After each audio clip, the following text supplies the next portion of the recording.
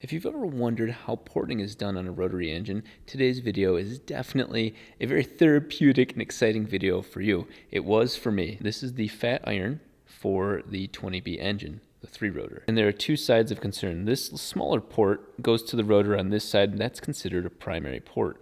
The bigger one, considered a secondary port, and that feeds the rotor on this side. They both have different shapes, and they both serve similar but different purposes. I'm not the type of YouTuber that just throws a camera in somebody's face, so when I was first introduced to Fernando, I didn't film it. Fernando has worked for many years with the guys from Renown and on his own as well with porting rotary engines. It was quickly apparent that he knew what he was doing, and in fact, he makes it look really easy. His goal was to copy this port and this port from this iron and then put it on my new used iron. Notice it's not, you're almost there, dude. Yeah, that's good. You're almost there. They didn't get that greedy on this port. So this is the primary port.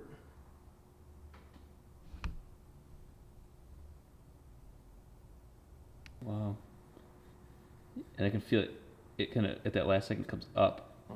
Okay. One always has like that little lip you're talking about, and one side doesn't.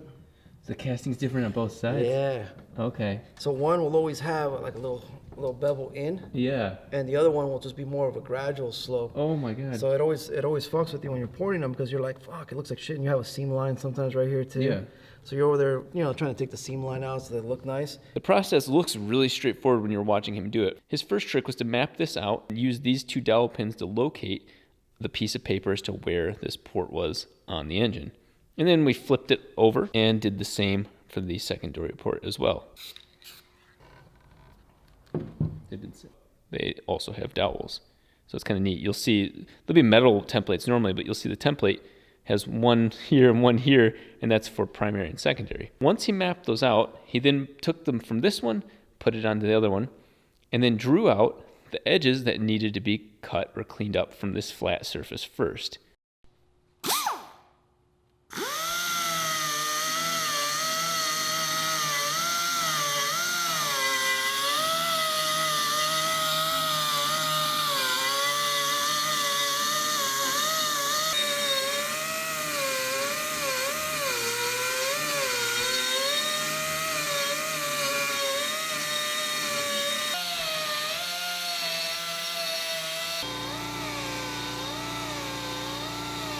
And then focused with the grinding tool on getting in to the actual port.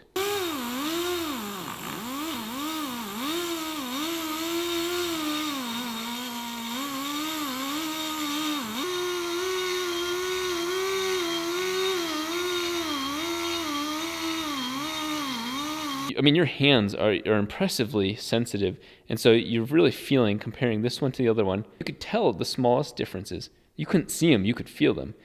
And so the idea was to then copy the shape of the port inside of here from the other one to this one. It is very much an art, but the idea is that they are identical. After that, he then went and sanded everything down to get more of a mirror smooth finish. It doesn't know what... See, this one works out.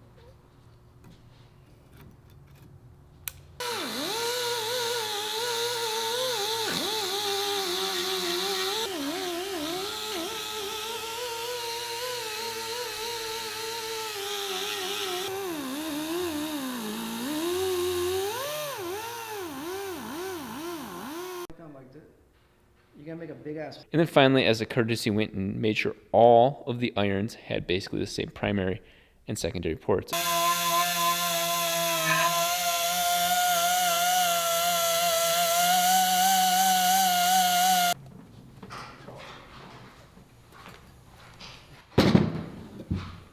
don't know, man. You know what you could do for this one?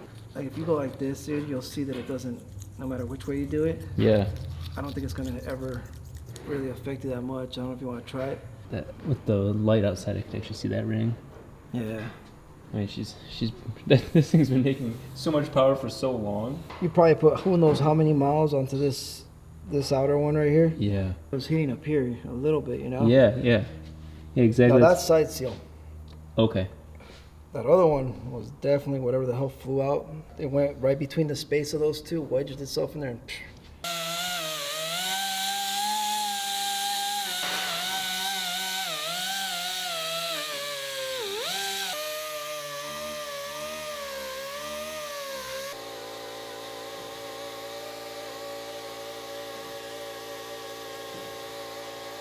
As you've learned with this car, you can make really good power on stock ports on a rotary engine. The only difference is bigger porting generally means higher RPM. You're not stuffing the motor at higher RPM.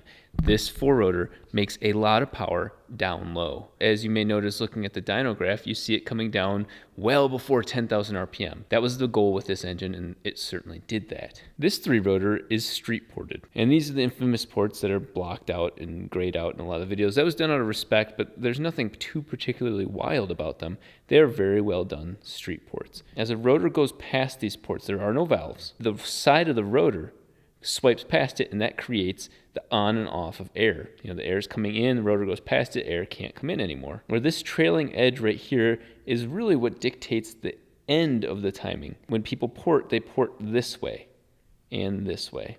Rarely does anybody port this middle part right here, because this is where all the oil is. The oil is sitting inside of here at whatever, 90, 120 PSI. On the 4-rotor, it was like 200 PSI and blew open my oil filter. But the oil is swirling around inside here, inside of these control rings. This side doesn't really get touched. And in fact, from here to here, that is the stock edge. Generally speaking, when somebody's trying to port, like Fernando is in this video, they only modify the bottom parts here and up here. And they really try and keep it a nice, consistent curve. One of the most confusing things that a lot of rotary guys say, and you forget isn't the case, both ports are always on. It's not like fuel and air only goes into this port and the secondary port on this side is off.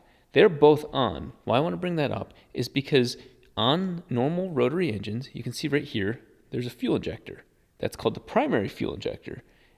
There's not one on the secondary port. So what happens is the primary injector is really close to the rotor, and when you're idling, you're shooting fuel on this side of the rotary engine. The secondary port over here, its injector is way up in the manifold. What's very interesting about that is that you actually end up putting more fuel into this air and no fuel into this air at idle. So you're just running off your primaries till about, 4,000 RPM on a stock engine, and you can really change it on an aftermarket ECU. And it really isn't a problem on mostly stock engines, including this one. This is all just lean air, and this is all rich fuel air mixture. So on the 4-rotor, this is more theory I want to share with you guys as we've made power and things work.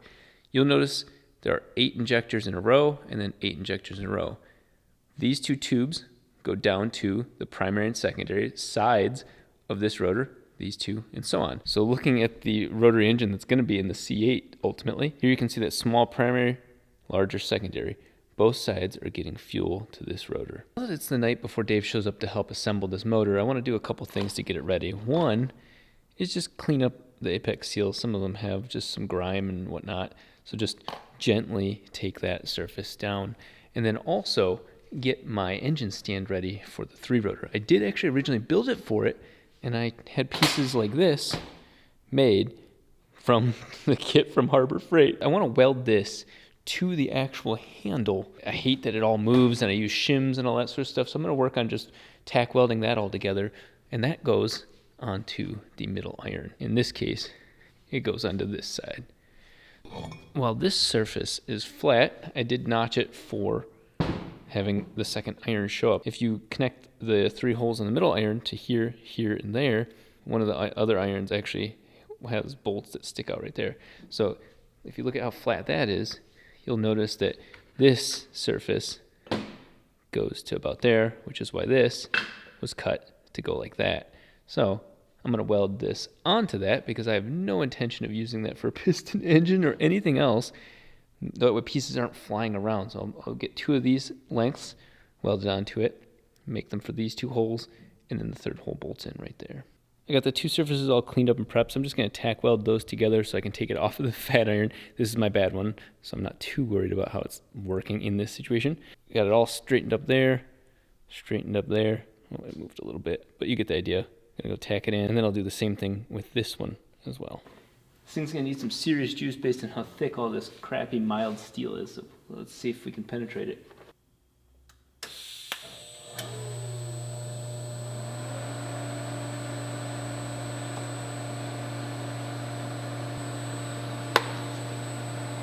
Huh, it fused surprisingly well.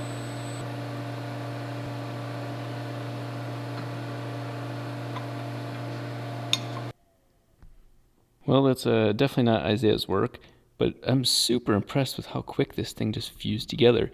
I have to give a huge shout out to the guys at Miller, because this thing has just been badass. It has been such a workhorse, and it replaced Isaiah's poor baby from before. You haven't seen him use this one at all. Wonderful unit, older style, but this one, the Dynasty 210, has just been so sick. It's unfair. It really is unfair, because this is altogether, you've got the water cooling, the main unit. It does up to 210 amps. I chose 193 for some reason. It's cheating. This is cheating using this unit for somebody who's a beginner like me, because you get amazing quality. You get all the controls right there. So not that I'm trying to make it a commercial or anything like that, but this unit, that unit, and the unit over at Sano's, which was also a Miller, have all been used to make this entire car. So if you were to ask, where did every single weld come from and how were they made?